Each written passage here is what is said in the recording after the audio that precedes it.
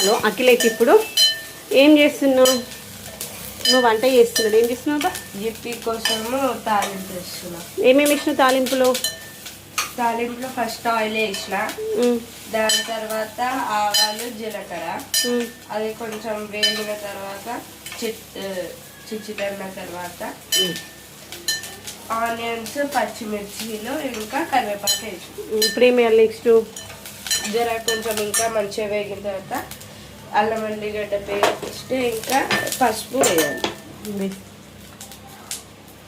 కొంచెం వాముగా అంత కర్రీ కాదు కదా, ఇంకా తక్కువ, కొంచెం చిటికెలు అంటే చిటికెలు వేయాలి.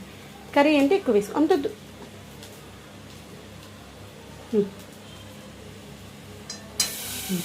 నెక్స్ట్ ఏమి ఇస్తాం? పసుపు వేయాలి. స్లోగా పక్కన పెట్టేసి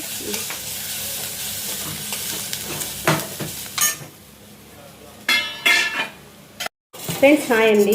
ఇది ఇప్పుడు అయితే మనకి మ్యాగీ ఏంటి ఇప్పి నూడిల్స్.